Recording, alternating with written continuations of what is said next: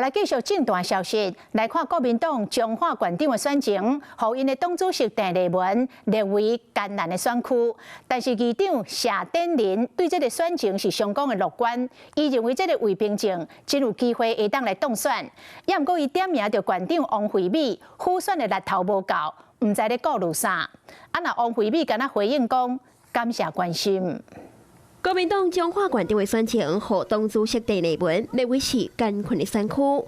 彰化縣議長謝展麟就廣播節目專訪，說有不同的看法，顛倒認為魏平靜的勝率真懸。未表態的支持度其實是蠻高的。王惠美再快點加入這個整個輔選團隊的話，那整個就是那個勝率是非常非常高的，因為王縣長的支持度其實是蠻高的。謝展麟講彰化縣長王惠美是上重要的輔選角色。呼籲伊緊加入輔選的團隊，就還沒有力道，還沒那麼強勁啊。因為我也不知道他在顧慮什麼，那總是有他自己的思考嘛。其實都很有機會啦，只是說大家要放下過去。說縣長這個輔選不利啊，好像就是說有所顧慮。洪講是輔選無夠力，王惠美敢若講多謝關心。彰化有民進黨陳素決、國民黨魏平靜加拖動參選的區建富小姐要選縣長。謝展麟講，因為力贏混戰，即馬就看王惠美當時要出來輔選，認為魏平靜也是有機會變出頭。覺得念大學有用嗎？有，因為現在工作都需要大學的學歷。是講謝展麟真正問高中生讀大學敢有路用，也引發着討論。後面將甲考試講都愛搞出事，唔才有路用。裡面有這樣開玩笑，但是這個不是這個整個的重點，你知道嗎？重點就是說，你覺得什麼東西是有用的？面對批評，謝展麟無扣佇心肝內。年底選舉，彰化縣那縣長的選情緊張，地方議長的討論度也未少。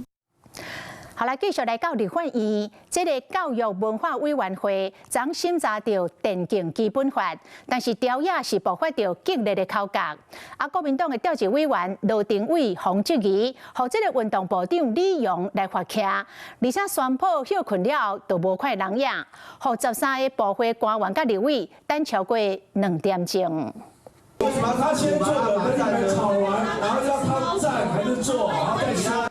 那這個立委一句來一句去，為了敢要立電競專法，昨佇教文委員會底下咧冤，徛佇邊啊，這個運動部長李勇真硬拗，前後差不多10分鐘，氣氛是愈來愈緊張。國民黨的調委羅廷偉隨裁示大家休困。